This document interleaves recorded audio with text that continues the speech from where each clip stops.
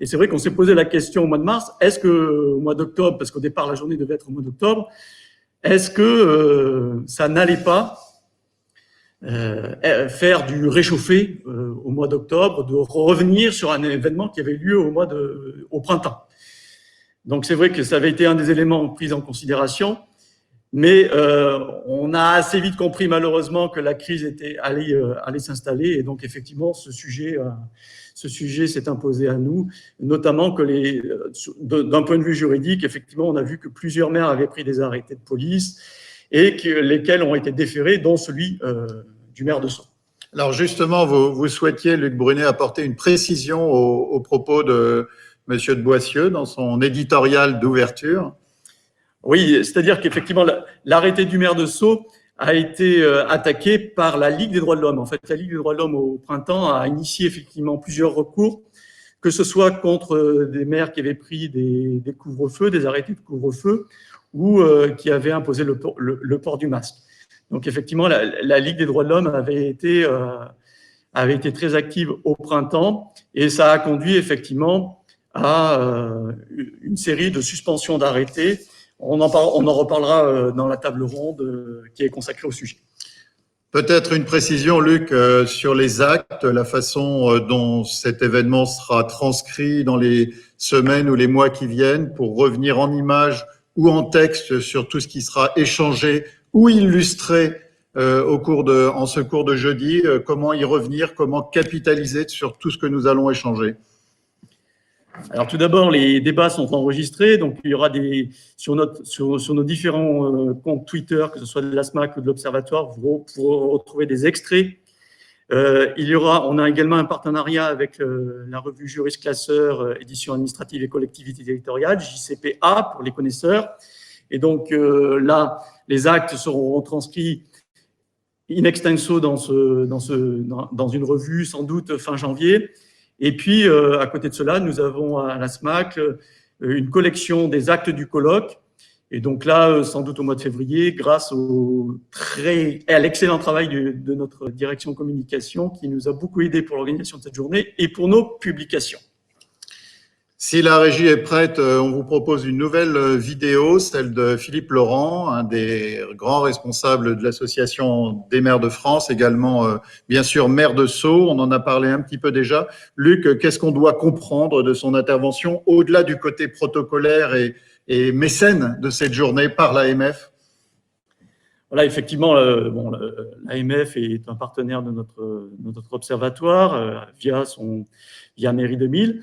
Et donc, il nous a semblé important d'avoir un élu qui représente cette institution qui puisse poser le cadre, et ce d'autant plus que Philippe Laurent a été l'un des premiers élus à prendre un arrêté et à faire l'objet effectivement d'une suspension. Donc, ça nous a semblé important que son témoignage soit ici, même s'il ne pouvait pas être en direct parce qu'il avait une réunion justement au bureau de l'Association des maires de France. Voilà, et on écoute sa vidéo, son témoignage filmé, tandis que Maître Ramel et François Bouvrin nous rejoignent dans quelques instants.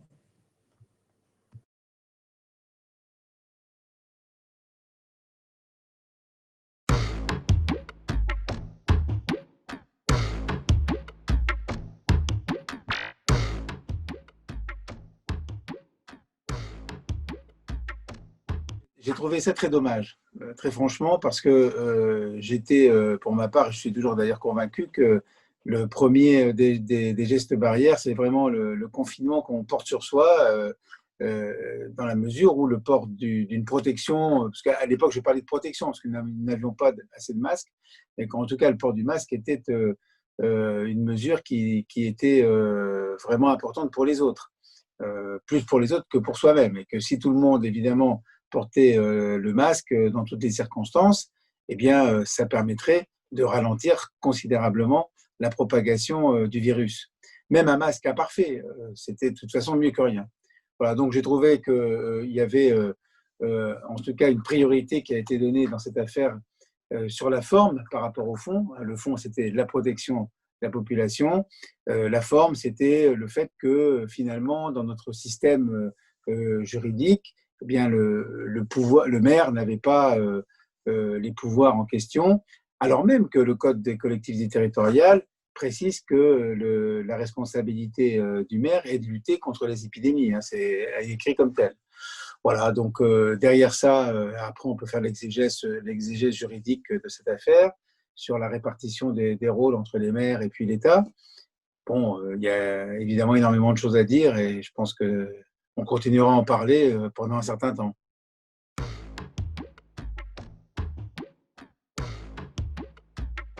Vous savez, moi qui suis élu depuis un certain temps, hein, donc plus de 40 ans conseiller municipal, ensuite évidemment maire, conseiller général, conseiller régional, j'ai constaté en réalité qu'au début de mes mandats, en fait, l'État était un, c'est-à-dire que nous considérions, nous élus locaux, aussi faire partie de l'État et qu'il y avait une forme de bienveillance réciproque.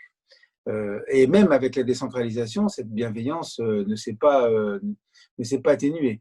Au début, pendant quelques temps, il y a eu un peu de tension avec les préfets, mais très rapidement, les choses sont revenues en ordre et il y avait en effet une forme de bienveillance qui n'existait d'ailleurs pas forcément il y a plus longtemps, mais en tout cas, dans les années 80, c'était le cas. Et cette bienveillance est peu à peu s'est dissoute en réalité, et de fait, aujourd'hui, il y a une sorte de sentiment que l'État, c'est plus nous. En réalité, nous sommes, je ne sais pas, peut-être des sous-traitants ou des choses comme ça, mais en tout cas, on n'est plus partie prenante de l'État dans tout ce que ça représente à la fois en termes de décision, de codécision, en termes de participation aux décisions et en termes aussi ensuite de mise en œuvre. Donc il y a, c'est une ambiance assez différente et moi je mets ça sur le compte, si vous voulez, de l'importance croissante qu'a prise donc la haute fonction publique, la technocratie, dans le rôle que devraient jouer normalement des gouvernants plus politiques. Je vais vous donner donc un exemple d'ailleurs de ce qui, de notre point de vue, ne fonctionne pas. C'est la question en fait des consignes, si je puis dire. Vous avez le président de la République qui parle le jour J, le Premier ministre en J+1, le préfet réunit les maires en J+2 ou J+3. C'est-à-dire que vous avez 2 à 3 jours qui se passent entre les annonces qui sont nécessairement non directement opérationnelles du président de la République, ce n'est pas son rôle, et ensuite l'opérationnalité qui est déclinée au niveau local, il y a 2 à 3 jours d'écart. Et pendant ces 2 à 3 jours d'écart, c'est le flou le plus total, et les gens, enfin les acteurs économiques, les gens, la population, ne sait pas très bien toujours à quoi s'en tenir, appelle la mairie qui elle-même ne sait pas. En réalité, ça crée un sentiment de choses qui n'est pas tenu en réalité, et ça nous l'avons dit au Premier ministre au mois d'octobre, mais malheureusement ça n'a pas été mis en œuvre alors qu'il semblait tout à fait d'accord, en tout cas dans le raisonnement.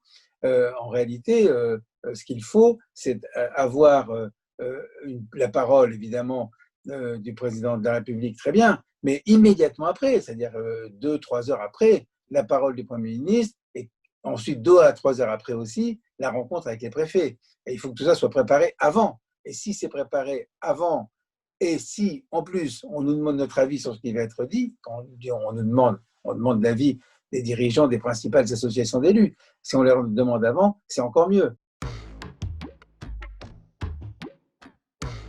Alors je crois que c'est un problème de culture et c'est pour ça que c'est très compliqué. Ce n'est pas simplement une question d'alternance politique, c'est vraiment une question de culture.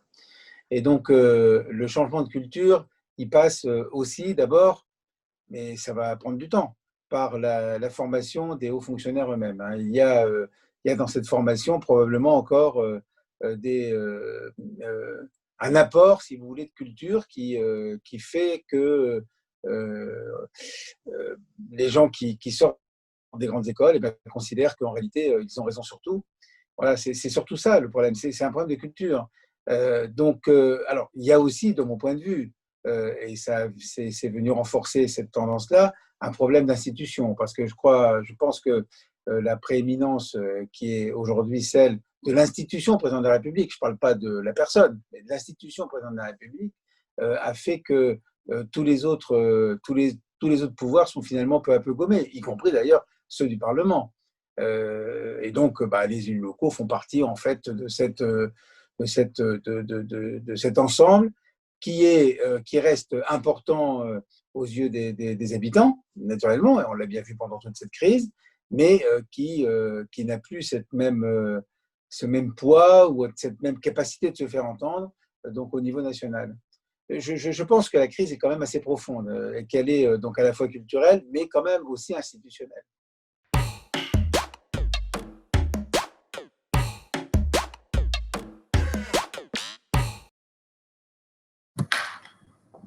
Voilà, suis-je à l'antenne, Cécile? Oui. Vous êtes ma marraine. Nous ouvrons officiellement cette première table ronde sur les pouvoirs de police du maire en temps de Covid, avec toujours cette obsession de la liberté individuelle, avec en arrière-plan les pouvoirs de l'État et du préfet. Deux intervenants ont réussi à se connecter. Salut messieurs, on vous entend. Voilà, je vous présente, chers tous, François Bouvrin, d'une part, qui est DGS de la ville d'Évreux. Salut à vous, monsieur le DGS. Vous êtes juriste de formation. Vous pouvez vous situer en termes de carte de visite? Oui, rapidement, je suis directeur général de la ville d'Évreux depuis maintenant 6 ans et on a été amené à créer de manière, comme toutes les villes moyennes, qui sont à la fois proches de Paris et loin de Paris, une crise sanitaire dans des conditions extrêmement difficiles, puisque pendant le premier confinement, on a géré à la fois sans et contre l'État, parfois. Et durant le second confinement, on a fait l'objet de quelques articles de presse pour avoir d'une part pris des fameux arrêtés d'ouverture du commerce, mais d'autre part, et pour moi c'est tout aussi important, avoir adopté un référé liberté contre le décret prévoyant la fermeture des commerces dits non essentiels. Et je pense qu'on ne peut pas étudier notre volonté de réouvrir les commerces sans en même temps parler de notre désir de passer par la justice administrative pour obtenir gain de cause sur ce sujet. Là, vous avez face à vous 100 ou 200 personnes sur cette question des pouvoirs de police et de leur cogestion par à la fois les élus locaux, Guy Lefranc, votre maire, et l'État. Quel est le message technique, juridique ou philosophique que le DGS que vous êtes a envie de porter? Alors, le premier, c'est qu'en fait, je me retrouve totalement dans ce qu'a dit le maire de Sceaux, c'est-à-dire que j'ai commencé ma carrière dans une ambiance de collaboration avec l'État, et au fur et à mesure, les liens se sont tendus, alors que pendant la crise, on a perçu d'une part un État impuissant, qui est resté sidéré, médusé et figé au début de la crise. J'ai un millier d'anecdotes à raconter, mais pour ne prendre que les principales, nous n'avons obtenu aucun masque de l'ARS pour nos 2 EHPAD, avec pas loin de 200 résidents. On a dû faire réaliser les masques en régie par des agents municipaux avec des machines qu'on a achetées pour l'occasion. Sur les surblouses, un élément essentiel de la protection contre le Covid. Là aussi, on a dû faire travailler notre service technique et utiliser des sacs en plastique pour protéger les enfants. Et par ailleurs, quand on a sollicité l'État pour la réouverture des marchés d'extérieur, des marchés forains, alors que les carrefours étaient ouverts, on a obtenu 5 refus successifs de réouvrir ces marchés qui étaient en extérieur, sécurisés par la police municipale qui garantissait les distances de sécurité, le port du masque, et on a eu systématiquement un refus. Donc, le constat, il est assez amer finalement, c'est que l'État ne nous aura pas apporté grand-chose, mais nous aura plutôt coûté en réactivité et en efficacité. Enfin, et pour conclure sur ce projet, former un référé liberté contre la volonté de fermer les commerces dits essentiels. Ce référé liberté, alors que le Code de justice administrative prévoit qu'il soit étudié en 48 heures, a été tranché lundi. On a obtenu un non-lieu à statuer, puisqu'entre-temps, l'État a fait le suivi qu'on avait voulu faire à travers ce référé et cet arrêté, c'est-à-dire réouvrir les commerces dits non essentiels.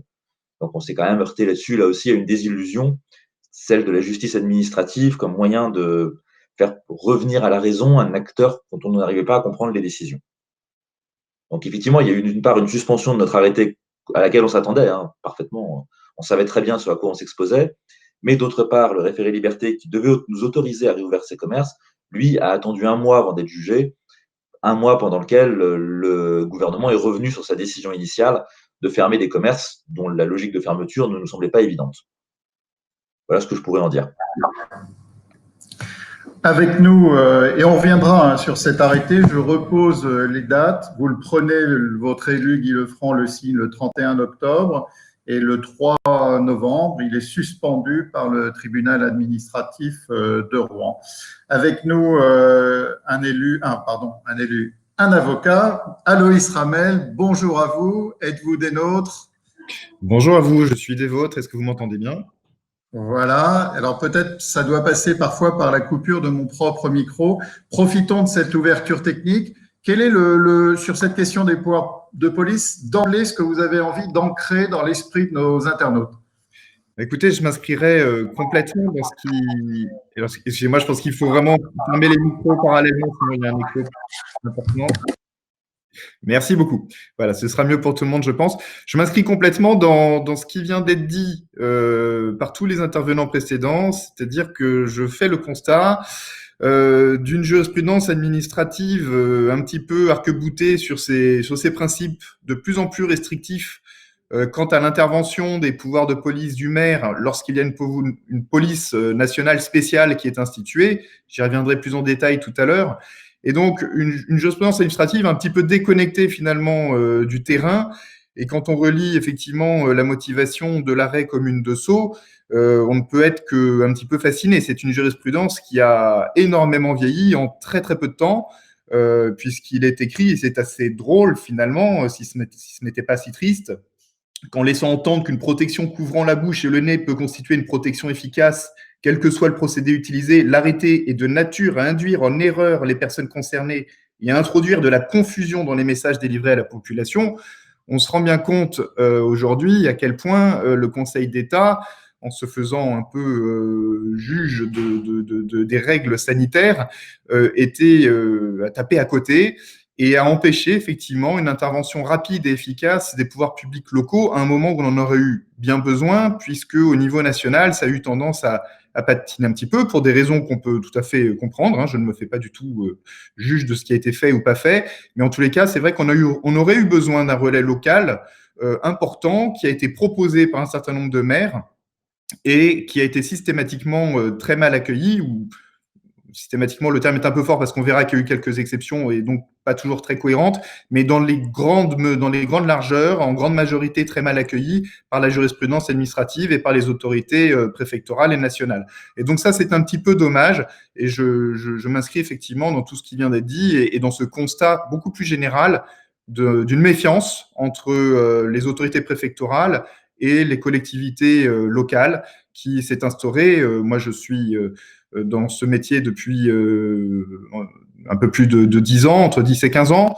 Et déjà, rien qu'à mes débuts, la situation était peut-être un petit peu plus saine entre les autorités nationales et les collectivités. Aujourd'hui, on est dans un point de tension important sur beaucoup de sujets, les sujets financiers également.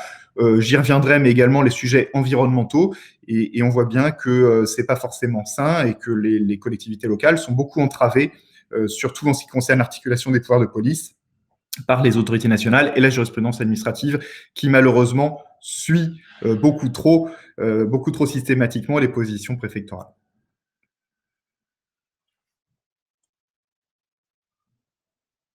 Je crois que vous n'avez pas rouvert votre micro.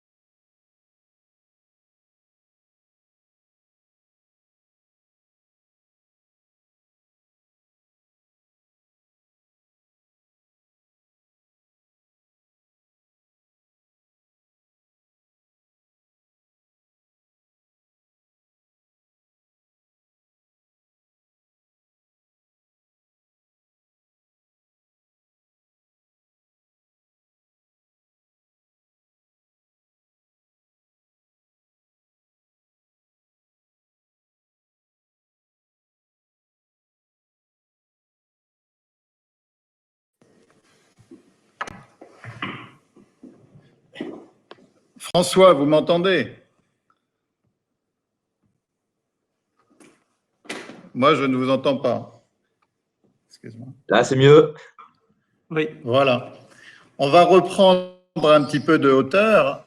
Et peut-être au DGS que vous êtes, dites-nous comment la mairie d'Évreux a abordé ce confinement et quelle est la ligne de conduite que se sont donnés à la fois les élus, les agents et plus largement les services publics d'Évreux.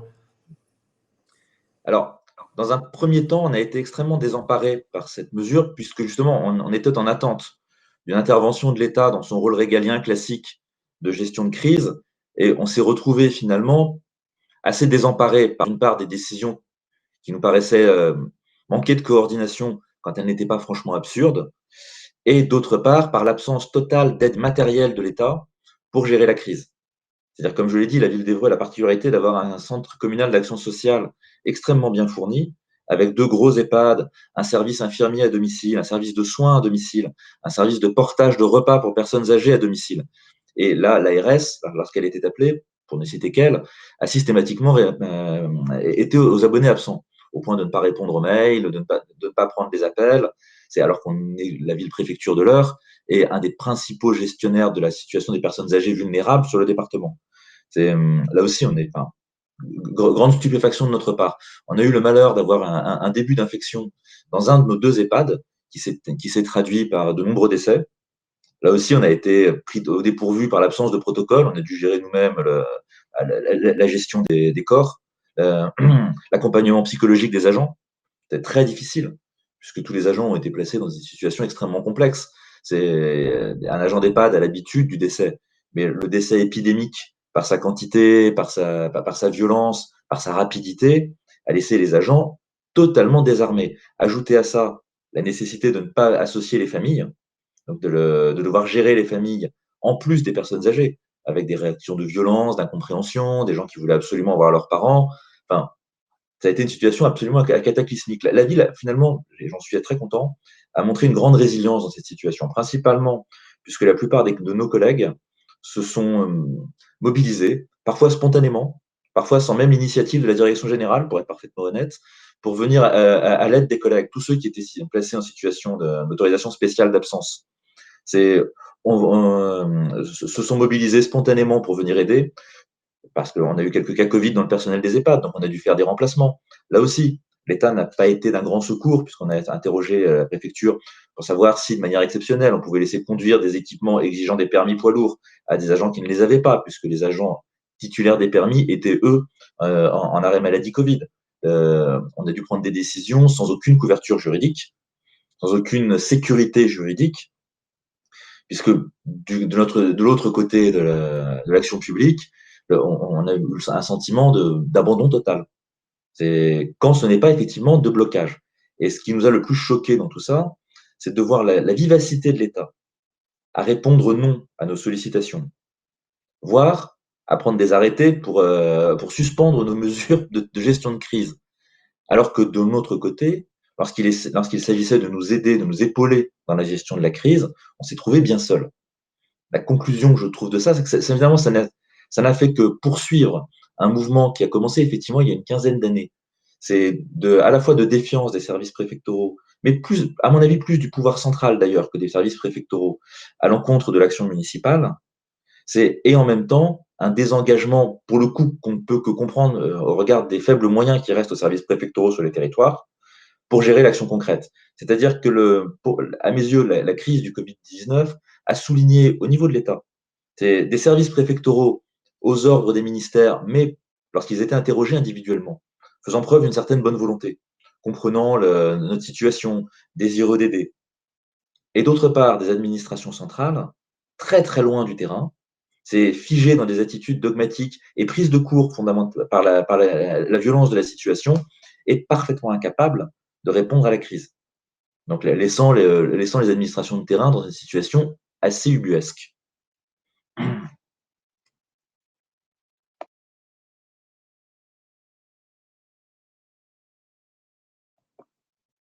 Je passe la parole peut-être. Ça y est, non, je reste avec vous, François. Vous évoquiez cette résilience. Comment est-ce qu'elle a pris forme? Votre maire est un médecin, ça peut aider dans une crise sanitaire. Néanmoins, cellule de crise, principe de rencontre, comment l'organisation s'est-elle mise en tension? Et on ira ensuite vers cette question de l'arrêté d'octobre. Alors, pour vous répondre, on a très rapidement, c'est-à-dire dès les premières semaines, mis en place une cellule de crise, effectivement, associant tous les acteurs concernés par le sujet, c'est-à-dire à la fois les services à la population, dans leur capacité non seulement à traiter le public le plus vulnérable, qui sont les personnes âgées, aussi la sécurité, parce que là aussi, il y a beaucoup à dire sur la manière dont ça a pu s'orchestrer. On mobilisait l'intégralité de nos agences de police municipaux, mais également notre service de protection des bâtiments communaux, parfois dans des missions, là aussi, qui étaient, pour employer une expression anglaise, borderline au plan juridique, mais pour sécuriser des interventions sur le domaine public. On a également associé à la cellule de crise, naturellement, les services techniques qui ont été lourdement sollicités, puisque pendant ce temps-là, il y avait des incertitudes sur qui pouvait travailler ou pas, et notamment dans la gestion des déchets, une politique majeure dans la gestion de l'eau, puisque les fuites d'eau ne se sont pas arrêtées pendant la crise, tout au contraire. Donc, ça nous a permis effectivement de nous adapter très rapidement à la situation. La résilience, elle est ensuite passée par la remobilisation d'agents sur d'autres missions. Je vais prendre un exemple. On a décidé la gratuité du stationnement dès la première semaine, afin pour le coup, de ne pas pénaliser encore plus le centre-ville qui était déjà fortement touché par les fermetures de commerce. Et on a remobilisé nos agents de sécurité de la voie publique. C'est sur le portage de médicaments aux personnes âgées, un service qu'on a créé de toutes pièces, sans passer par un comité technique, sans validation de si on avait le droit de le faire ou non. C'est qui permettait aux personnes âgées du territoire que l'on connaissait bien à travers les différents réseaux du CCAS, d'envoyer nos agents chercher directement les commandes en pharmacie pour leur éviter de sortir durant le pic épidémique. Ça a été extrêmement apprécié, ça a été très utile. Je pourrais vous citer de nombreux autres exemples. Je crois là, pour le coup, si j'ai un constat à tirer de cette crise, c'est qu'on a su réaffecter nos moyens et répondre au mieux aux besoins de la population très rapidement. On a fait partie des premières villes à distribuer des masques aux habitants. C'est là aussi sans aucun soutien de l'État, puisque les masques, on a dû aller les acheter nous-mêmes, avec des phénomènes de vol de commandes par les services étatiques qui ne nous ont pas vraiment aidés à doter nos agents. Quand votre maire, le 31 octobre, signe cet arrêté pour autoriser la réouverture de commerces non alimentaires, non essentiels, entre guillemets, avez-vous conscience, bien sûr, de la fragilité juridique de cet arrêté et qu'est-ce qui vous fait le maintenir? Alors, bien sûr que lorsque l'on signe, on sait très bien que l'arrêté a de fortes chances d'être retoqué par le juge administratif.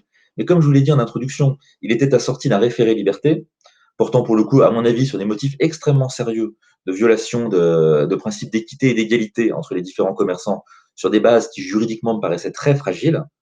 Donc, dans notre esprit, les deux dispositifs avaient vocation à avancer de concert. L'arrêté avait pour but de permettre au préfet, s'il l'avait souhaité, de ne pas faire de recours sur cet arrêté et de réouvrir les commerces, puisque je le maintiens, enfin, c'est un acte de légalité administrative. Donc, il était peut-être illégal au regard des compétences administratives du maire et du préfet, mais rien n'obligeait le préfet à former un recours contre lui. Ça a été une décision de la part des agents de l'État que de maintenir la fermeture de commerces essentiels qui, dès les premiers jours, étaient vivement critiqués et apparaissaient légalement fragiles. La légalité du dispositif de l'État, du décret qui a été pris, ne sera jamais examinée, puisque le référé liberté qui aurait dû être examiné dans les 48 heures a pris 1 mois pour être tranché et s'est soldé par un non-lieu à statuer, puisqu'entre-temps, la législation avait changé. Fort bien. Mais le débat de la légalité, de qui avait raison au regard du droit, reste pour moi ouvert. Notre arrêté était illégal, mais je maintiens que le décret l'était également. Donc, prendre un arrêté visant finalement à corriger les effets d'un décret illégal, on peut se poser la question de savoir est-ce que ce n'est pas, d'une certaine manière, défendre aussi la légalité. Donc, c'est pour ça qu'on a pris cet arrêté. Et avec la certitude, la quasi-certitude, que le préfet l'attaquerait. On avait bien sûr pris la courtoisie élémentaire de prévenir en amont les services de la préfecture de notre volonté. Je le maintiens, hein, on a eu de très bonnes relations avec l'État local. Les services de la préfecture sont montés dans beaucoup de dossiers assez conciliants, mais on a bien conscience que les consignes venaient d'en haut et qu'à partir de là, il y a eu une rigidité instituée au niveau ministériel sur cet acte. Je ne suis même pas certain que les services de l'État étaient parfaitement d'accord en leur âme et conscience avec le décret prévoyant la fermeture des commerces non essentiels. Il suffisait de le lire très rapidement pour mesurer qu'il y avait des solutions assez absurdes. La possibilité de maintenir ouvert de l'outillage plutôt que des vêtements, enfin, il y a quand même beaucoup de choses qui sautaient aux yeux et qui, au regard du principe d'égalité, posaient immédiatement problème. D'où notre volonté de donner une fenêtre de tir à l'État pour corriger de lui-même sa décision. Évreux en pole position de rebelle juridique. 3 autres communes, je crois également. Comment vous avez organisé cette sorte de fronde juridique? Alors, on l'a organisé de manière très informelle. C'est passé par des coups de téléphone, des transmissions d'arrêtés pour qu'on ait tous plus ou moins le même arrêté, qui, je vous l'accorde, hein, il a été rédigé ici même pendant un samedi en urgence. Parce qu'effectivement, au début, personne ne voulait y aller. Parce qu'il y a toujours un côté un peu sacrilège à attaquer l'État régalien. Enfin, il y a un respect fondamental et était tout à fait justifié pour la parole présidentielle, pour la parole du Premier ministre. Donc, nécessairement, on s'est un peu concerté avant d'être sûr de vouloir y aller. Dans un premier temps, beaucoup d'élus étaient frileux. On a eu des messages de soutien d'autres maires qui nous expliquaient que c'était très bien, mais qui eux-mêmes hésitaient quand même à prendre le même arrêté, largement par peur des représailles, en pensant que ça se solderait par des diminutions de subventions, et on retrouve ici la logique développée par le maire de Sceaux dans son intervention. C'est-à-dire que les relations ont profondément changé entre l'État et nous. Et je pense que la disparition successive des différentes marges de manœuvre fiscale y est pour beaucoup. Je ne sais pas si vous avez encore ça en tête, la ville d'Évreux avait déjà fait parler d'elle il y a quelques années en organisant une grève des services publics au moment de la suppression de la taxe d'habitation. On avait fermé, là aussi, les services publics non essentiels pour souligner notre désaccord par rapport à la suppression de la TH, de la taxe d'habitation. Et là aussi, ce qui nous avait surpris sur ce point-là, c'est que la population nous avait largement soutenus. Je me rappelle d'un reportage France 3 avec un administré d'Évreux disant très bien comprendre qu'effectivement, cette suppression de taxes faisait à terme peser un risque sur le maintien des services publics de la ville. Mais plus profondément, pour moi, ça relève d'une volonté qui est de plus en plus manifeste de transformer les collectivités territoriales en opérateurs de l'État. C'est en organisant leur dépendance financière par rapport au pouvoir de l'État central. Et je pense qu'on assiste à une volonté de l'État de récupérer, si je peux me permettre d'utiliser ce terme, l'efficience, la rapidité, la popularité des administrations locales, beaucoup plus proches de la population, beaucoup moins chères et beaucoup plus efficaces que les services de l'État. C'est en nous obligeant par ailleurs à rendre des comptes au plan financier. C'est ce qui est pour moi doublement dangereux. D'une part, parce que ça crée cette logique de crainte par rapport à une baisse des subventions, par rapport à une sanction sur des comportements qui sont finalement légitimes. Et d'autre part, parce que ça casse le lien fondamental entre la population et la municipalité. La fiscalité étant quand même une manifestation du lien qu'il y a forcément entre un soutien financier de la collectivité par l'impôt et les services publics qui sont menés. François, j'ai envie de vous demander, et pardon pour grossir le trait, sommes-nous en dictature alors quand vous trouvez que le cadre juridique dans lequel s'inscrit votre arrêté est illégal lui-même? Pour moi, nous ne sommes bien sûr pas en dictature. C'est absolument pas, ne serait-ce que pas justement. Nous avons eu la possibilité de faire un recours devant le tribunal administratif et le Conseil d'État, ne serait-ce que parce que finalement, ce recours a réussi. Moi, je lis dans le retour en arrière du gouvernement, à peine un mois après le fameux décret, la capacité d'action des élus locaux sur ces sujets-là. C'est sans le dire, sans l'avouer. Je pense que le gouvernement a pris conscience de l'absurdité de son premier décret, est revenu dessus à travers ça. Et justement, c'est parce que nous ne sommes pas en dictature, c'est parce que nous avons pu parler, c'est parce que nous avons pu nous faire écouter. C'est parce que les maires, finalement, ont encore un grand pouvoir d'action, d'influence, que cette mesure qui était absurde et dangereuse a été remise en cause. Donc finalement, c'est plutôt ça souligne plutôt le fait que nous ne sommes pas du tout en dictature. Mais il serait bon, effectivement, que l'on puisse reprendre un dialogue assaini, un dialogue plus rationnel, qui prenne en compte la vérité de la situation aujourd'hui de l'État et des collectivités territoriales. Parce que je crois que le cœur du sujet, c'est que fondamentalement, depuis les lois de 80, l'essentiel aujourd'hui de l'action publique concrète mis à part l'éducation et en partie la sécurité, est géré par les collectivités territoriales, une situation que l'État n'est pas prêt à reconnaître. Et avec toutes les erreurs et finalement les catastrophes que ça peut entraîner dans la gestion concrète des crises, à commencer par une crise sanitaire. On va entendre un homme de loi dans quelques instants. On termine, et on vous réentendra, François, mais est-ce que vous trouvez de façon préventive que la place de la collectivité municipale dans cette cogestion ou cette gestion de crise a été considérée à sa juste utilité, disons, par les autorités de l'État? Clairement non. Clairement non, ne serait-ce que parce que fondamentalement, ça a souligné que l'État ignorait ce que faisaient vraiment les collectivités territoriales, notre potentiel d'action. Puisqu'on a également des agents, on a des moyens, on connaît le territoire beaucoup plus finement que le service de l'État aujourd'hui. C'est notamment les personnes âgées qui étaient les plus vulnérables dans ce sujet-là. Et c'est dommage. On a pris 3 semaines avant de se recoordonner. Je pense notamment aux ouvertures d'écoles pour les enfants de personnel soignant, c'est des ALSH, des accueils de loisirs. Là aussi, on aurait pu être beaucoup plus réactif si on avait été sollicité dès le départ pour co-gérer la crise, ce qui n'a pas du tout été le cas.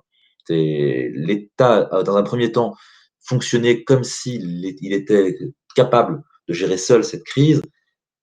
Les premières semaines ont souligné qu'il en était aujourd'hui parfaitement incapable, faute de moyens, je le répète. Les préfectures n'ont plus rien à voir avec ce qu'elles étaient il y a 20 ans. Les effectifs ont fondu, les moyens ont fondu aussi, les moyens financiers également. Aujourd'hui, une gestion d'une crise de cette ampleur doit impérativement passer par, d'une part, une mobilisation des services de l'État au regard de leur capacité juridique, de la police, qui est encore aujourd'hui quand même plus importante que les effectifs de police municipaux sur Évreux, mais aussi par les services municipaux. Et clairement, il y a eu une défaillance, une forme de défiance, mais je crois que le maire de Sceaux l'a très bien dit, qui est avant tout fondée sur une incapacité culturelle de hauts fonctionnaires d'État passés par les services de l'État d'appréhender la réalité du changement concret qui s'est passé dans les territoires sur les 40 dernières années. Pour être provocant, je pourrais dire que la seule réforme de l'État qu'il n'y a jamais eu en France sur les 40 dernières années s'appelle la décentralisation. Et qu'à peu près tout ce qui a été efficace, ce qui a été moteur, tout ce qui touche aujourd'hui à la qualité de vie, passe par l'action des collectivités territoriales, à commencer par les communes, plus que par l'action de l'État.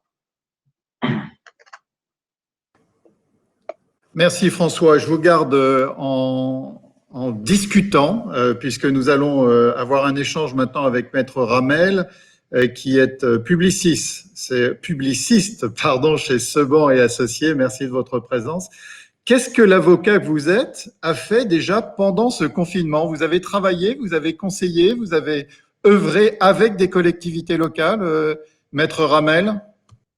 Oui, bien sûr. Donc, j'appartiens à un cabinet qui ne travaille qu'avec des personnes publiques et surtout des personnes publiques locales, leurs établissements publics, des associations paradministratives et des sociétés d'économie mixte ou publique locale. Donc, vraiment, on ne travaille que dans cette sphère publique locale. Et pendant le confinement, il se trouve que moi, je suis associé en charge de tout ce qui concerne la vie des acteurs publics, le droit électoral aussi, la responsabilité administrative, les questions de police. Et donc, on n'a pas du tout chômé. Cette période de confinement, on était chez nous, mais finalement, c'était une période de travail très active pour toutes les raisons aussi qui viennent d'être dites et pour le fait que ça s'est entrechoqué avec les élections municipales. Donc, on a énormément travaillé et on a pris notre part dans ce débat à notre modeste niveau, puisqu'évidemment, on a été très sollicité sur les questions d'articulation des pouvoirs de police des maires, qui étaient très demandeurs d'agir avec effectivement cette police spéciale nationale. Et on a, par exemple, travaillé sur des sujets aussi variés que les arrêtés obligeant le port du masque sur la voie publique, dans les commerces, dans les transports, etc., à un moment où ça n'était soit pas du tout autorisé, soit très partiellement autorisé et les maires voulaient aller au-delà, ou préconiser. Les arrêtés de fermeture d'écoles lors du déconfinement.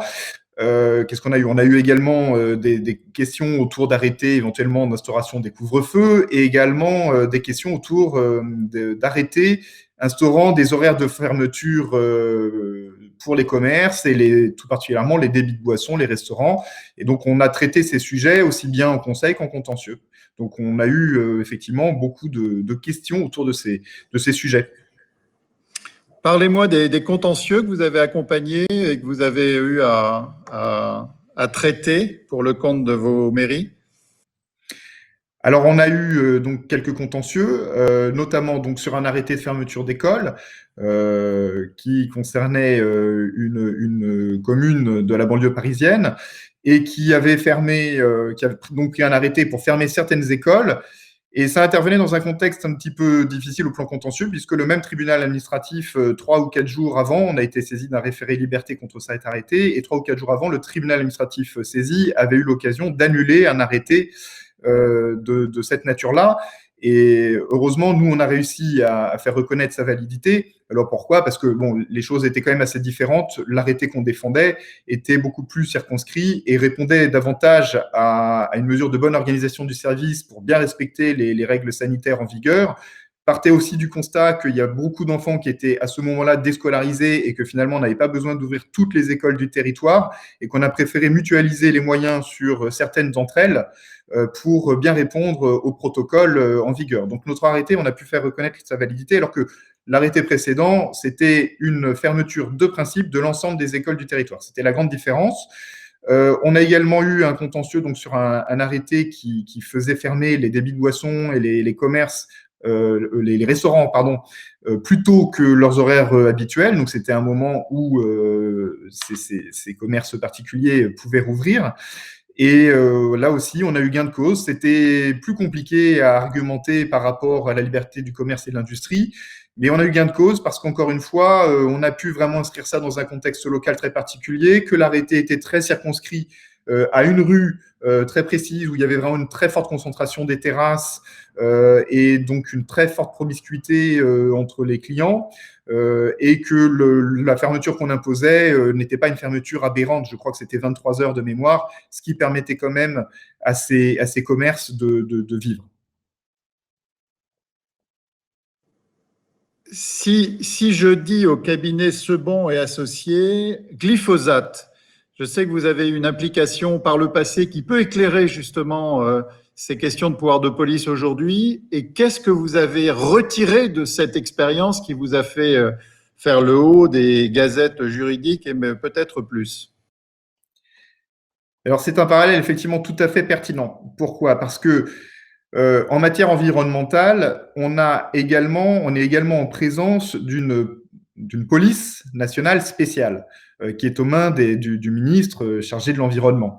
Et donc, que ce soit pour le glyphosate, les antennes relais ou les arrêtés anti-OGM qui ont pu être pris par des maires qui tendaient à limiter l'usage ou l'installation de ces différents équipements ou produits, la jurisprudence administrative s'est forgée autour de l'idée purement prétorienne qu'il s'agissait de pouvoirs de police nationale exclusifs, c'est-à-dire sur lesquels, finalement, sauf cas complètement exceptionnel, seul l'État et seul le ministre investi de cette police spéciale avait vocation à intervenir, au contraire de d'autres polices spéciales nationales, simples, on va dire, où, en cas de circonstances locales particulières, les maires pouvaient toujours prendre une mesure plus sévère sur leur territoire. Ici, dans cette jurisprudence-là, on a commencé à voir apparaître ce mouvement de plus en plus fermé de la jurisprudence administrative, et notamment, donc, en dernier lieu, sur les produits phytosanitaires que notre cabinet a eu la chance de défendre assez largement, avec parfois un peu de succès, mais enfin, très généralement, les arrêtés ont été suspendus par la justice administrative autour de cette idée que, face à cette police nationale exclusive, il faut non seulement des circonstances locales très particulières, mais en plus, il faut que l'arrêté réponde à un péril imminent. Et là, ça devient beaucoup plus difficile à caractériser que des circonstances locales particulières. Et effectivement, la jurisprudence qui s'est forgée autour de l'état d'urgence sanitaire, donc vous savez que la loi du 23 mars 2020 a instauré une police nationale au niveau du Premier ministre, du ministre de la Santé et des autorités préfectorales, donnant à ces autorités toute latitude pour intervenir, pour réglementer ou interdire la circulation des personnes, par exemple, ou ordonner la fermeture d'établissements recevant du public, ou limiter ou interdire les rassemblements sur la voie publique. Cette police nationale sanitaire spéciale eh bien, effectivement, il était interprété également de façon très exclusive, et on verra même qu'on est allé encore au-delà.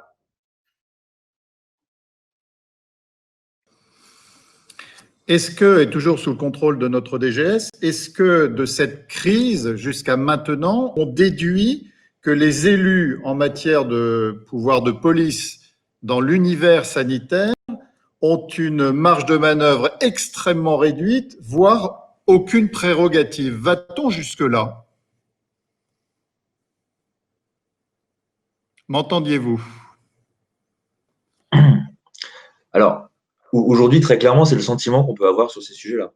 Je ne sais pas dans quelle mesure le pouvoir de police générale du maire, qui est quand même un pouvoir extrêmement important, puisque ça reste fondamentalement le cadre général de l'intervention des pouvoirs publics sur le territoire communal, a encore la moindre marge de manœuvre là-dessus, effectivement. Vous avez rapproché ça des jurisprudences sur le glyphosate. Je partage ce point de vue, c'est-à-dire qu'on assiste à un resserrement du pouvoir de police qui est laissé au maire sous l'influence d'une sorte de monopole des polices spéciales qui sont créées loi après loi, alors même que souvent les dispositifs législatifs ne pensent pas à tout, ne prévoient pas tout, et pourraient très bien laisser de la marge à une intervention communale pour régler des détails, pour adapter les circonstances locales.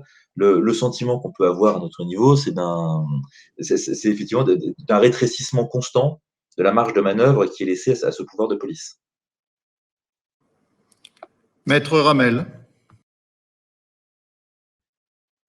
Oui, je l'annonçais effectivement, et j'abonde complètement dans ce sens. On a encore franchi un palier supplémentaire avec la jurisprudence qui s'est inscrit dans la continuité de l'arrêt commune de Sceaux, ou qui a été même forgé par cet arrêt du 17 avril 2020 du Conseil d'État. Par rapport à cet état d'urgence sanitaire, le juge administratif n'exige même plus seulement un péril imminent, mais deux conditions particulièrement restrictives et en même temps assez vagues. C'est d'une part des raisons impérieuses liées à des circonstances locales qui rendent l'édiction d'un arrêté de police municipale indispensable, et une autre condition cumulative, c'est ne pas compromettre par cet arrêté la cohérence et l'efficacité de la mesure de police nationale. Alors, ces deux critères, on voit bien qu'ils sont flous. Des raisons impérieuses qui rendraient l'édiction d'un arrêté de police municipale indispensable, ça laisse une marge d'interprétation énorme au juge administratif. Et la deuxième condition, c'est pareil, ne pas compromettre la cohérence et l'efficacité de la mesure police nationale. C'est pas des critères très mathématiques dont on vérifie très facilement qu'ils sont remplis ou pas remplis. Il y a une marge d'interprétation que le juge administratif s'est lui-même forgé, parce que tout ça, ce ne sont pas des critères légaux, ce sont des critères purement jurisprudentiels, édictés à l'occasion de cet arrêt commune de Sceaux, et qui ont été repris ensuite par toutes les juridictions administratives. Et ce sont des critères qui laissent une marge d'interprétation très importante au juge administratif, mais dont on sent bien qu'elle devrait normalement conduire, dans quasiment tous les cas, à un rejet, à une suspension ou une annulation de l'arrêté de police municipale, puisque ce sont des conditions, quand même, quand on les lit, qui paraissent extrêmement difficiles à réunir. Et donc, effectivement, je partage complètement ce constat, qui est le nôtre. On l'a d'ailleurs écrit même au tout début de cette crise, d'un recul constant des prérogatives du maire en matière de police, en cas de concurrence avec une police nationale spéciale. Je sors un petit peu du cadre de ce qu'on avait prévu. Comment verriez-vous une amélioration de cette articulation des pouvoirs de police du maire et des polices gérées par l'État, qu'elles soient spéciales ou générales? Alors tout ça dépend de la jurisprudence, finalement, puisqu'on voit bien qu'en la matière, la police administrative, même s'il y a des choses écrites dans le CGCT, évidemment, et on rappelait à juste titre que le maire était investi de pouvoir de police pour lutter contre les épidémies, donc c'est aussi ça qui rend les choses peut-être encore plus difficiles à admettre, mais les questions d'articulation entre les pouvoirs de police au niveau local du maire et au niveau national, c'est quelque chose qui a été complètement forgé par la jurisprudence depuis que le droit administratif existe. Et donc, l'amélioration ne peut venir que du juge lui-même, finalement, ou à moins que une loi vienne expliquer comment on doit articuler les choses. Mais enfin, elle n'est jamais intervenue jusqu'ici pour dire les choses clairement à ce niveau-là, donc ça m'étonnerait que ça vienne de la loi, la solution. ça ne peut venir que du juge lui-même. Alors le juge, je le disais, on peut lui reprocher de s'être ancré sur dans la mouvance qu'on constate depuis des années, qui est que sa conception de juge administratif, pas très proche du terrain, il faut bien le dire, très proche des positions de l'État en revanche, d'une façon traditionnelle et sur tout sujet, eh bien, il n'a pas du tout remis en cause la mouvance qui était la sienne, bien au contraire, puisqu'il l'a considérablement accrue. Si on veut être un petit peu optimiste quand même, on peut espérer que toute cette crise va laisser des traces, et des traces peut-être bénéfiques. Mon propos est peut-être exagérément optimiste, mais je me dis que tout l'ensemble de ce qui s'est passé depuis des mois montre que le juge administratif s'est quand même un peu trompé et qu'on peut peut-être espérer qu'il y ait un retour critique sur son attitude et notamment sur cet arrêt commune de Sceaux, extrêmement restrictif, un peu méprisant aussi, je le trouve. Et je trouve qu'il y a déjà une petite évolution dans des jurisprudences un petit peu ultérieures, pas forcément positives, mais il y en a eu quand même quelques-unes qui ont admis le port du masque localement, le TA de Nice, le TA de Cergy-Pontoise, sur des situations qui n'étaient pas forcément très différentes de Sceaux. Alors évidemment, il y a du fait des critères très vagues que j'ai énoncés, il y a un problème de cohérence dans cette jurisprudence administrative, puisqu'il n'a pas empêché aussi le tribunal administratif de Strasbourg, lui, de suspendre l'arrêté au mois de mai, là où d'autres avaient commencé à dire que les ports du masque pouvaient être encouragés par les maires. Donc on a un problème de cohérence, mais on sent peut-être quand même, au fil du temps, un doute poindre chez le juge administratif par rapport à ce premier arrêt très cinglant commune de Sceaux. Et peut-être qu'avec le recul, dans quelques mois, on se rendra compte que l'action des maires était tout à fait pertinente. Pas toujours, il faut bien le dire, mais dans l'ensemble, il y a eu des choses qu'ils ont essayé de faire qui étaient tout à fait pertinentes, qui étaient en avance finalement sur les mesures nationales, qui n'ont fait que les devancer. Et je pense au masque, mais on pourrait penser à d'autres choses. Et que finalement, le juge administratif a toujours eu un petit peu un train de retard. Et donc, s'il y a un recul critique qui est fait par rapport à tout ce mouvement jurisprudentiel, on peut espérer, c'est peut-être très optimiste, mais que le juge administratif se dise il faut laisser sa chance au pouvoir local, et il n'a pas toujours tort, et bien au contraire, il peut aider à résoudre les crises, et ce n'est pas une atteinte à la cohérence de la politique nationale, bien au contraire, c'est aider l'accomplissement de cette politique de lutte au niveau national que d'admettre parfois ces interventions des maires. Et est-ce qu'il fallait s'étonner de cette jurisprudence très restrictive du Conseil d'État en général et des autres juridictions administratives? C'est un faux étonnement, je devine, que vous nous apportiez. Ben, effectivement, dans la continuité de ce que je viens de dire, on avait vu par rapport à cette jurisprudence forgée sur les questions environnementales que les juges administratifs étaient très peu enclins à admettre les interventions des maires sur leur pouvoir de police locale dans le cas d'une police nationale spéciale. Et donc, je ne suis pas étonné, à titre personnel, de l'orientation que cette jurisprudence a immédiatement prise. Et je suis tout au moins étonné que le juge administratif, encore une fois, prend très souvent le parti de l'État contre le local, et ça, c'est un gros problème de la juridiction administrative en général, qu'on peut décliner sur les questions financières et sur plein d'autres questions. Donc, je ne suis pas très étonné. En revanche, c'est vrai qu'il faudra quand même tirer les enseignements de tout ce mouvement jurisprudentiel, encore une fois, et peut-être se rendre compte qu'il y a eu des erreurs commises. Deux petites questions avant d'écouter notre DGS et puis peut-être d'échanger avec nos internautes. Est-ce que la jurisprudence de ces conseils d'État et autres juridictions a été, selon vos observations, uniforme tout au long de cette crise languissante? Alors non, c'est un petit peu ce que j'annonçais, c'est en raison des critères extrêmement difficiles à interpréter, enfin qui laissent une grande marge d'interprétation, disons, aux juges administratifs, qui ont été énoncés dans l'arrêt commune de Sceaux et qui sont, pour le coup, systématiquement repris dans la motivation des juridictions administratives.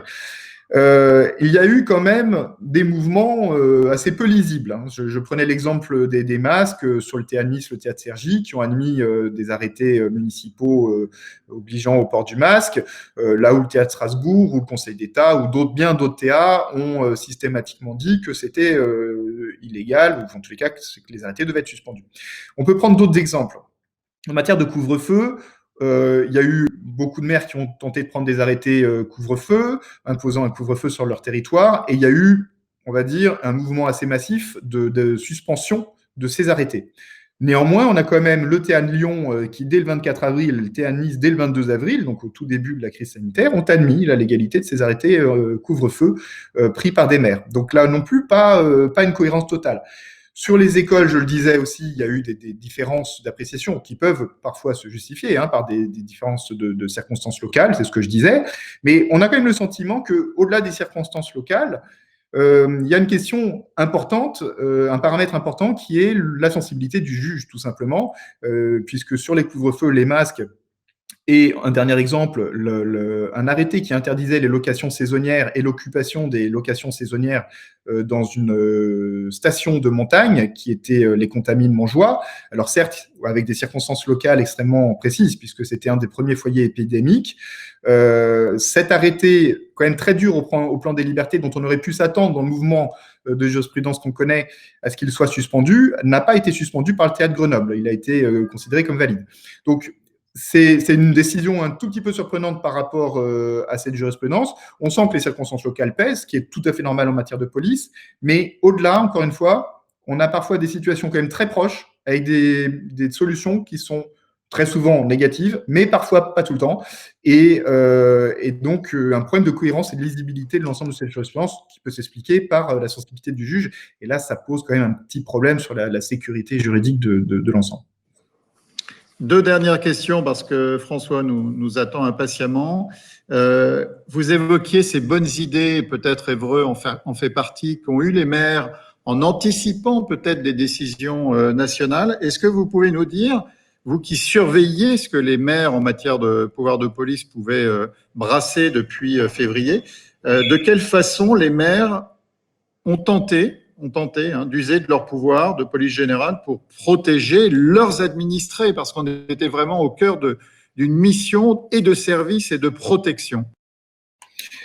Oui, ben, ils ont fait preuve de beaucoup d'imagination. Il y a évidemment tout ce qu'on a vu, les masques, etc. Mais il y a d'autres choses. Il y a l'interdiction des manifestations sur la voie publique, les interdictions des activités sportives à certains horaires, d'accès à des aires de jeu, d'accès à d'autres lieux publics. Les interdictions donc de location saisonnière parfois, l'obligation d'aller acheter dans des commerces locaux, l'annulation de fêtes foraines, ça c'est plus spécifique et plus folklorique, le refus d'occupation du domaine public à des candidats à l'élection municipale qui voulaient organiser une manifestation. Donc voilà, vraiment c'est très collé parfois à l'actualité locale et ça a souvent été invalidé. Pas tout le temps. L'encadrement des activités sportives, par exemple, a été accueilli avec plus de bienveillance par les juridictions administratives. Est-ce que vous avez eu l'impression de vivre dans un État ou une société autoritaire, voire directive, voire une tyrannie, vous, l'avocat qui êtes si sensible au respect du droit ? Alors non, je pense qu'on ne peut pas aller jusque-là. Je m'inscris complètement dans les propos de François Bouvrin. Il y a eu des erreurs, il y a eu des tâtonnements. J'ai eu l'impression plutôt de vivre dans un État un petit peu perdu. Mais je pense que ce n'était pas le seul État perdu dans cette crise sanitaire et il ne faut pas être trop injuste non plus. Les tâtonnements qu'on a connus en France, on a pu les connaître ailleurs. Alors c'est vrai qu'on a toujours cette capacité assez étonnante de se surpasser dans l'absurde administratif. Et je pense qu'on a peut-être battu des records à ce niveau-là, et même les illustrations récentes, je pense, abondent dans ce sens. Dans un état absurde, dans un état perdu, oui. Dans un état tyrannique, non. Alors oui, il y a une espèce de réflexe jacobin en France, très fort, très puissant, qui fait qu'effectivement, l'État, je m'inscris encore une fois complètement, a tendance à considérer les collectivités locales ou souhaite en faire le prolongement de ses propres services. Et on est dans un mouvement de décentralisation qui fait que ce retour en arrière ne sera plus jamais possible. Mais c'est vrai que dans l'esprit de certains hauts fonctionnaires, c'est comme ça que ça devrait fonctionner. Mais non, on n'est pas dans une tyrannie pour autant. Et concernant, Maître Ramel, les plus récents arrêtés qui permettant la réouverture de certains commerces lors du second confinement, je dis bien second et pas deuxième, j'espère que c'est le dernier, est-ce que les mêmes observations que vous avez portées depuis 15 minutes, 20 minutes, là, peuvent être formulées ? Non, alors là, c'est tout à fait différent. François Bouvrin le disait lui-même, il n'avait pas grand espoir que cet arrêté franchisse le cap de la jurisprudence administrative. J'ai complètement entendu ce qu'il a dit sur le référé liberté qu'il avait introduit parallèlement sur le décret. Je trouve ça complètement anormal que ce référé liberté-là n'ait pas été jugé dans les délais légaux imposés. Et effectivement, c'était un ensemble très intéressant à défendre. Mais si on prend isolément les arrêtés imposant la réouverture ou permettant la réouverture des commerces non essentiels, là, on s'inscrit à l'encontre du principe largement établi que l'intervention du maire au niveau local, en termes de police, ne peut être que plus sévère que l'intervention de police au niveau national. Donc ça, c'est un principe établi depuis 1902, l'arrêt commune Néris-les-Bains. C'est parfaitement établi en jurisprudence administrative, c'est parfaitement compréhensible aussi. Donc, il n'y avait pas aucun suspense pour ces arrêtés-là qui allaient dans un sens de plus grande liberté que les arrêtés précédents qui allaient dans le sens d'une plus grande sécurité. Donc là, pas de surprise au plan jurisprudentiel. En revanche, effectivement, on pouvait discuter de la légalité du décret. François, voulez-vous que je vous pose une question issue du chat? Peut-être avant, voulez-vous réagir de façon transverse ou sur un point développé par Maître Ramel? Alors, c'est difficile de débattre quand on est d'accord avec à peu près tout ce qui est dit. Le seul point où je pourrais nuancer, je crains qu'il n'y ait pas de mouvement d'amélioration de la jurisprudence administrative sur ces sujets de police. Je soupçonne que c'est beaucoup plus lié à un phénomène sociologique de proximité entre les magistrats administratifs et la haute administration d'État, proximité qui se fonde sur des formations en commun, sur des carrières en commun, et donc forcément sur des réflexes communs qui ne relèvent pas du corporatisme bête et méchant, mais plus d'une manière d'appréhender l'action publique qui a été biaisée par des prismes communs et sur laquelle il est extrêmement dur de revenir dessus. Contrairement aux chambres régionales des comptes, où d'anciens territoriaux sont assez nombreux finalement, ce qui permet d'avoir une vision peut-être un peu plurielle sur la manière dont doit être envisagée la gestion locale, ce qui au demeurant ne la rend pas du tout plus gentille, au contraire, parce qu'ils connaissent très bien les faiblesses qu'on peut avoir. Le corps des magistrats de TA est principalement fondé de gens issus de l'administration d'État qui ont vocation à faire des allers-retours dans l'administration d'État et qui ont des réflexes d'administration d'État. Ils sont très soucieux des libertés, ce qui est très bien, mais en même temps, ils ont cette conception, comme il a été dit précédemment, un peu méprisante de l'action locale, et finalement, ils conçoivent les collectivités telles qu'elles étaient en 1980, avec un mécanisme assez étonnant de blocage dans le temps sur des administrations qui, entre-temps, sont devenues professionnelles, ont gagné en compétences, ont gagné en moyens, et j'ose le dire aujourd'hui, sont souvent plus professionnelles et plus compétentes que les services de l'État. Mais le pouvoir restant au niveau de ces administrations-là, forcément dans un mécanisme de négation de la réalité, et on continue à avoir des jurisprudences très sévères. Vous avez pointé tout à l'heure, François, l'absence de culture ou d'empathie des fonctionnaires d'État vis-à-vis des rôles et de la place que les collectivités locales ont aujourd'hui. Qu'est-ce qui permettrait, selon vous, une meilleure acculturation de cette fonction publique d'État pour coopérer et respecter les compétences, voire les aider à les développer, des collectivités? Alors, c'est une question très compliquée et qui nous pousserait extrêmement loin. Je pense que le cœur du sujet aujourd'hui, c'est dans une organisation législative autour du droit de la fonction publique qui n'est pas cohérente, avec des carrières qui ne sont pas possibles dans les deux sens, avec une administration territoriale qui a été relativement modernisée par la loi de 84, avec des mécanismes de regroupement par filière, avec des mécanismes à peu près de professionnalisation de la fonction publique, alors que l'administration d'État, pour des raisons historiques, est restée bloquée sur une architecture extraordinairement datée, c'est qui rend impossible finalement à la fois la professionnalisation de beaucoup de ses missions et en même temps sa compréhension des enjeux d'autres fonctions publiques. Je crois que le cœur du sujet est là aujourd'hui. On peut se poser la question de ces mécanismes qui amènent à des formations en commun au niveau de l'INET et de l'ENA, mais qui ensuite vont mener à des carrières qui, pendant 40 ans, vont être totalement distinctes et on va tout faire pour maintenir distinctes. Fondamentalement, tant que les administrations d'État n'auront pas pratiqué, les fonctionnaires d'État n'auront pas pratiqué en direct dans une collectivité territoriale pour savoir comment ça fonctionne et avec les conditions des fonctionnaires territoriaux, et pas simplement dans un mécanisme de tourisme administratif pendant 2-3 ans pour s'amuser un tout petit peu sur des postes fonctionnels avant de repartir dans la fonction publique d'État. Il n'y aura aucune amélioration possible.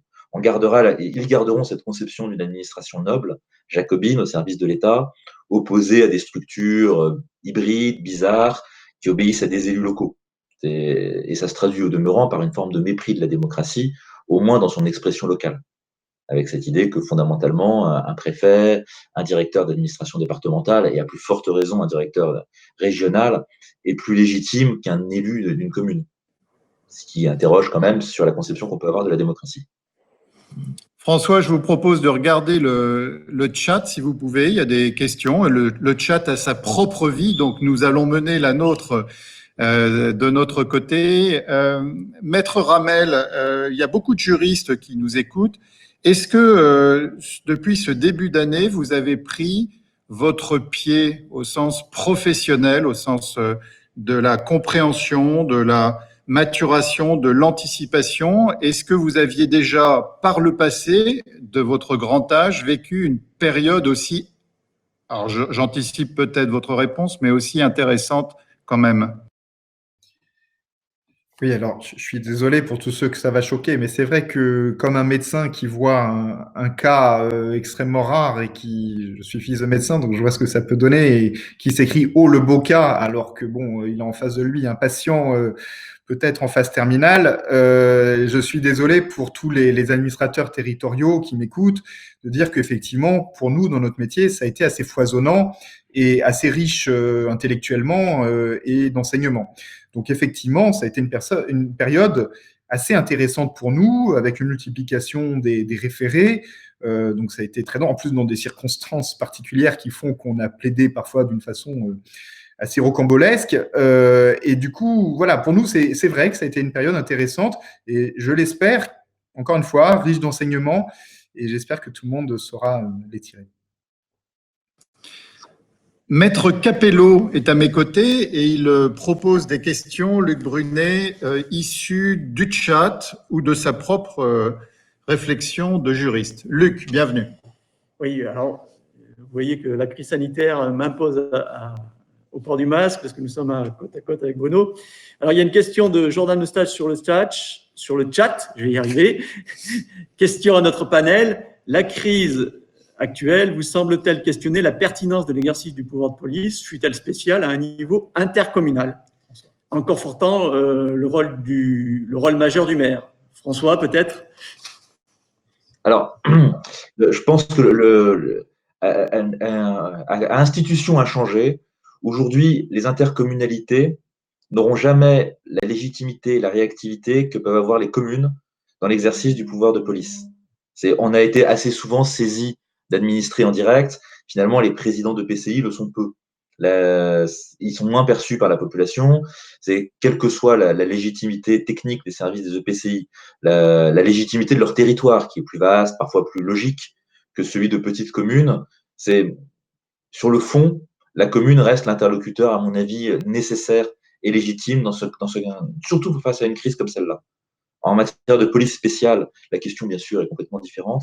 Mais dans ces pouvoirs de crise, dans ces situations un peu extrêmes, où on est à la frontière de ce que peut produire la politique et le droit, où il faut trouver des solutions qui ne sont pas forcément juridiquement bien cadrées, le maire reste pour moi l'interlocuteur de premier niveau nécessaire. Maître Ramel, Luc Brunet a une question peut-être plus dédiée à votre compétence. Oui, par rapport à la protection des données personnelles, est-ce que la crise sanitaire a révélé des nouvelles illustrations, notamment, je pense, à l'utilisation des drones pour contrôler le respect du confinement, ou la pose de caméras thermiques pour détecter des températures qui seraient excessives? Oui, tout à fait. C'est des sujets aussi dont on a été saisi, que je n'ai pas évoqué tout à l'heure, mais on a été beaucoup saisi sur ces questions de pose de caméras thermiques, de pose également de caméras dans les transports pour la détection automatique du port du masque, également la question des drones. Il se trouve que je suis également chargé au sein du cabinet des questions de liberté, de droit, des protections des données personnelles. Donc, c'est un sujet qui me tient à cœur. Et effectivement, c'était une période très riche d'enseignements également sur ces sujets, puisqu'il y a eu également beaucoup d'imagination qui s'est déployée pour lutter contre la propagation du virus à ce niveau-là. Ce qu'il faut savoir, c'est qu'on a quand même un cadre qui empêche en grande partie le déploiement de bon nombre d'outils. Pourquoi ? Parce que leur pertinence n'est pas complètement avérée et que par ailleurs, ils sont vraiment, ils vont assez loin dans l'atteinte aux libertés individuelles. Si on prend l'exemple des caméras thermiques, on a un arrêt très intéressant du Conseil d'État du mois de juin qui vient nous dire qu'il faut bien distinguer deux situations. La situation où il y a une caméra thermique à l'entrée d'un bâtiment public et qui ne fait que mesurer la température de quelqu'un qui s'y soumet volontairement, sans aucun enregistrement et sans aucune manipulation de tiers. C'est-à-dire qu'il n'y a personne qui va interdire, qui va constater la température mesurée et interdire l'accès au bâtiment à la personne. Ça, c'est possible, c'est permis, c'est une caméra fixe, on s'y soumet pas, c'est pas enregistré, il n'y a que la personne qui s'y soumet qui voit le résultat, donc c'est pas un traitement de données à caractère personnel. En revanche, dans le même arrêt, il est dit que les caméras portatives à l'entrée des collèges, des lycées, qui avaient été initiées par cette commune, ça, c'est un traitement de données personnelles. Pourquoi ? Parce qu'il y a quelqu'un qui manipule l'objet, qui voit donc le résultat de la personne et qui, en plus, derrière, il y avait des conséquences attachées à cette mesure puisqu'on demandait à l'enseignant ou à l'élève de quitter l'établissement. Donc, d'un côté, on a une efficacité dans la lutte antivirus. De l'autre côté, on a quand même des règles à respecter sur les libertés individuelles et sur le respect des données personnelles qu'on ne peut pas complètement ignorer, même dans ces périodes de crise. Et j'en finis très rapidement sur les drones. Un autre arrêt du Conseil d'État dans cette période très intéressante qui est venu à l'encontre de la décision des juges du fond pour dire que si une surveillance par drone par la police nationale, en l'occurrence, on pourrait imaginer que ce soit également utilisé dans le cadre d'une police municipale, pour surveiller si les gens respectaient bien le confinement, etc. C'est bien un traitement de données à caractère personnel, même si on voit les gens de loin, et que c'est pas forcément interdit en soi, mais que pour le moment, c'est pas possible de faire ça dans l'attente d'une loi qui vienne encadrer les choses et permettre l'utilisation de ce type d'outils quand même potentiellement très attentatoires aux libertés individuelles. François Bonvrin, Ville d'Évreux, combien de policiers municipaux et comment ont-ils vécu leur rôle avec ou pas leurs collègues de la nationale pendant 2 confinements? Quel brief politique votre élu Guy Lefranc leur a-t-il donné? Alors, ce qui est amusant, c'est que la ville d'Évreux a à la fois des caméras thermiques et des drones. Donc, on est pleinement dans le propos qui vient d'être tenu. On ne les a pas utilisés. Les caméras thermiques ont été installées aux entrées des EHPAD pour le coup, fermer l'accès de toute personne en situation de fièvre à nos EHPAD lorsqu'on a réouvert les EHPAD. Pour l'instant, ça n'a pas fait l'objet de recours, mais après ce que j'ai entendu, je m'attends au pire. Quant aux drones, on ne les a pas du tout utilisés dans la gestion de la crise. On les utilise exclusivement pour gérer des manifestations. Pour ce qui est de la police municipale, aujourd'hui, la ville d'Évreux compte 22 postes ouverts de police municipale, avec les difficultés de recrutement classiques que retrouvent aujourd'hui toutes les communes, où il y a véritablement un engouement énorme pour ce cadre d'emploi de la fonction publique territoriale, et donc de grosses difficultés et à fidéliser les effectifs et à les faire venir. Pendant la crise, ça s'est plutôt pas mal passé finalement. La police municipale a été très mobilisée dans un premier temps pour assurer la sécurité des commerces et éviter les affluences devant les laboratoires pendant les moments où des phases de test étaient ouvertes.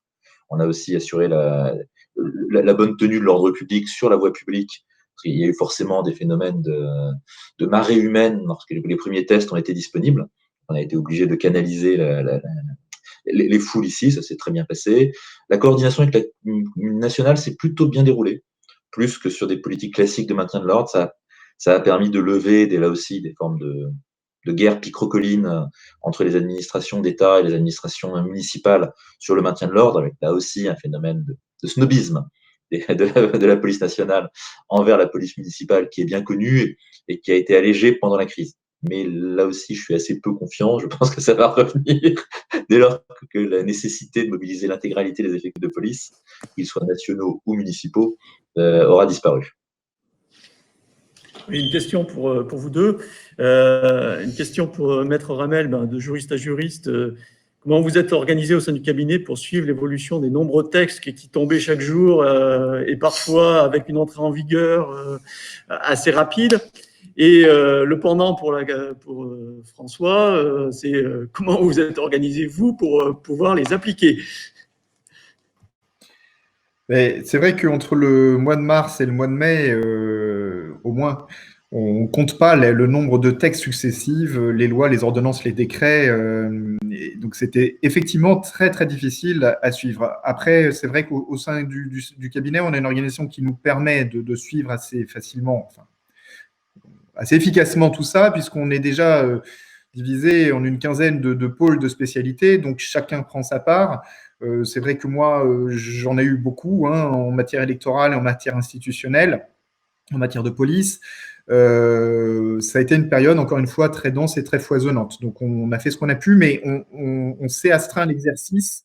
Et finalement, c'est très bien pour se tenir au courant d'une lettre d'actualité à destination de toute notre clientèle, spéciale Covid. Et on en a fait des éditions très régulières, au début, en tous les cas, quand ça se justifiait pleinement par l'actualité. Donc voilà, c'est ces revues d'actualité avec des brèves sur des sujets très thématiques et très spécifiques nous ont permis de maintenir ce fil. François?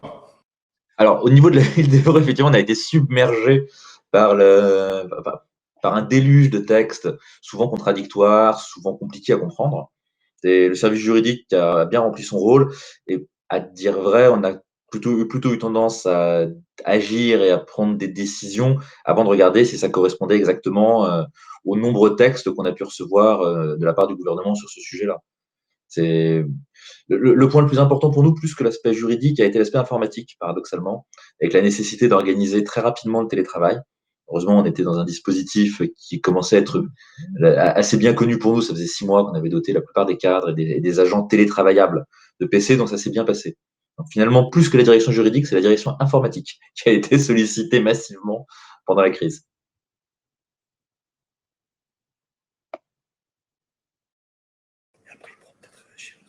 Alors peut-être la question à l'Observatoire de son côté, dans son rôle vis-à-vis des collectivités locales. Luc Brunet, comment vous avez veillé à tout ce foisonnement réglementaire pendant ces mois? Et est-ce que ça vous indique quelque chose sur un besoin ou une réédition en cas à nouveau de confinement, etc.? Oui, comme tout le monde, on a dû s'adapter. Donc, effectivement, on a mis en place sur notre site internet une veille pour essayer de faciliter la lecture de ces textes. Mais c'est vrai que ça demandait beaucoup de travail. Alors, on a mis en place notamment un tableau de synthèse des arrêtés municipaux qui ont fait l'objet d'attaques en référé devant la justice. Et en fait, ce tableau de synthèse a été bien consulté. En fait, on voit qu'il y a très clairement, il y a eu clairement 3 vagues en fait dans les arrêtés municipaux qui ont été pris par les maires. La première vague, c'était lors du premier confinement, où là, les maires ont cherché à renforcer le dispositif national, durcir le dispositif en mettant en place des arrêtés comme le maire de Sceaux pour imposer le port du masque ou des couvre-feux. Donc là, on en a recensé sur cette première phase 16, dont 6 ont survécu. Donc 6 ont survécu, les autres ont été suspendus. Après, deuxième vague, c'est à la levée du confinement et la rouverture des établissements publics et notamment des écoles. Donc là, on a eu de nouveaux arrêtés municipaux qui ont été pris, notamment pour repousser l'ouverture des écoles parce que le protocole sanitaire faisait peur. Donc là, il y a eu une deuxième vague d'arrêtés municipaux. Là, on en a recensé sur cette deuxième vague 22, dont 3 ont survécu. Et ensuite, la troisième vague d'arrêtés, alors là, elle a été beaucoup plus importante. C'est lors du confinement, du deuxième confinement ou du second confinement, selon qu'on est optimiste ou pas. Et là, effectivement, on en a parlé tout à l'heure avec la commune d'Évreux, c'était des arrêtés pour autoriser l'ouverture des commerces qui avaient été fermés. Et là, 62 arrêtés ont été déférés devant la justice, enfin, qu'on a recensé, c'est une liste qui n'est pas nécessairement exhaustive, et tous ont été suspendus. Donc, on voit bien qu'il n'y a pas eu de mensuétude de la part du juge par rapport à ces arrêtés. Donc, au total, presque 100 arrêtés que nous avons recensés sur l'ensemble de cette période depuis le premier confinement, 99 pour être précis. Et sur ces 99, vous en avez à peine 10 qui ont passé le filtre du juge administratif.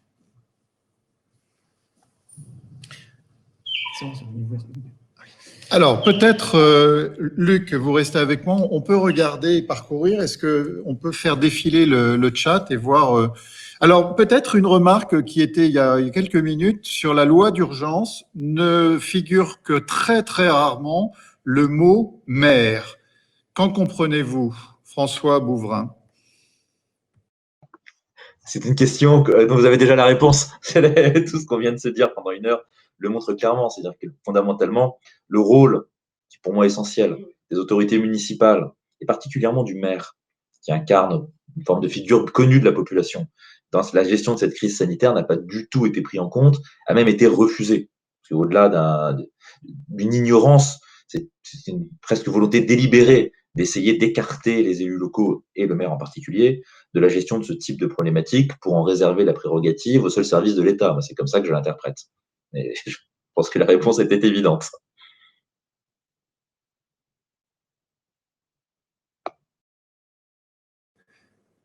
François, avez-vous de la mansuétude pour l'État et ses élites nationales à Paris et ses acteurs de terrain déconcentrés? Alors, je pense que la question est en fait est double. C'est-à-dire qu'effectivement, j'ai pour le coup de la mansuétude. C'est plus que de la mansuétude, c'est du respect, c'est de l'admiration, c'est de la sympathie pour les agents de terrain de l'État. Ne serait-ce que parce que je peux mesurer, en les 15 ans de carrière dans la territoriale que j'ai derrière moi, à quel point leur situation n'a fait que se dégrader par baisse d'effectifs, par remise en cause de leurs moyens. Et il y a dans ces agents-là une capacité de travail, un sens de l'État que j'admire. C'est avec une vraie volonté de servir l'intérêt général, de représenter l'État sur le territoire, de s'investir au quotidien pour les habitants et souvent en soutien des collectivités territoriales, avec un brin de paternalisme, mais globalement une vraie bonne volonté. Je suis en revanche plus sceptique, mais je parle sans vraiment les connaître, de l'implication des autorités centrales. Et ne serait-ce que parce que là aussi, en 15 ans de territorial, j'ai pu mesurer le poids des règlements, la multiplication des réglementations absurdes, l'empilement des textes, des contraintes, des obligations, répondant beaucoup plus souvent à des logiques de visibilité politique ou à une forme d'auto-alimentation de l'administration centrale dans sa capacité à produire du texte pour produire du texte et pour justifier ses postes et son existence, qu'à une vraie volonté de résoudre des problèmes concrets sur les territoires. Donc, je crois qu'il faut vraiment séparer les deux. Il y a beaucoup plus une difficulté structurelle liée à un État, à mon avis, trop abondant au niveau central et au contraire, trop peu abondant au niveau local. Je suis absolument convaincu que le rôle de l'État est local et qu'il doit être renforcé aujourd'hui. Il nous reste 3 minutes pour être ponctuel. Reprise des échanges à 11 heures. Je vais vous guider l'un et l'autre vers cette question, vers ce partage de réflexion. Quel message voulez-vous adresser aux dirigeants de l'Absurdistan, qui est donc cette nouvelle nation que depuis quelques mois on voit naître et dont on devine qu'il y a des dirigeants? Où sont-ils? Qui les élit, les a mis en place? En tout cas, je vous propose d'écrire l'un et l'autre la première des mentions d'une lettre aux dirigeants de l'Absurdistan. François. Alors, le problème, c'est que je ne sais pas s'il y a des dirigeants de l'Absurdistan. Et tout le sujet est là. C'est-à-dire qu'en finalement, ce à quoi on a assisté, c'est que nous sommes rentrés dans la crise en attendant de l'État une intervention rapide, efficace, c'est structuré, en attendant que l'État fasse preuve d'autorité. Et finalement, l'autorité s'est muée en autoritarisme et en sanction des initiatives locales, en volonté de comprimer tout ce qui pouvait sortir du terrain, mais sans, en même temps, et c'est tout le problème, donner un cadre clair, donner des directives lisibles et agir concrètement sur le terrain. Donc finalement, l'absurdité, il n'existe pas, et c'est tout le problème. Il n'y a aucune volonté, je pense, au niveau des collectivités territoriales de combattre l'État, tout au contraire. Mais il y a une attente des collectivités territoriales de retrouver un État qui sache ce qu'il veut, qui l'exprime clairement et qui agisse rapidement. Et qui, s'il n'est pas capable de le faire, laisse ceux qui en sont capables aujourd'hui, c'est-à-dire les collectivités, le faire. Maître Ramel, vous avez le dernier mot sur quelques minutes, pas plus, et après on vous garde tout en vous demandant de vous éclipser. On vous donnera quelques directives. D'accord.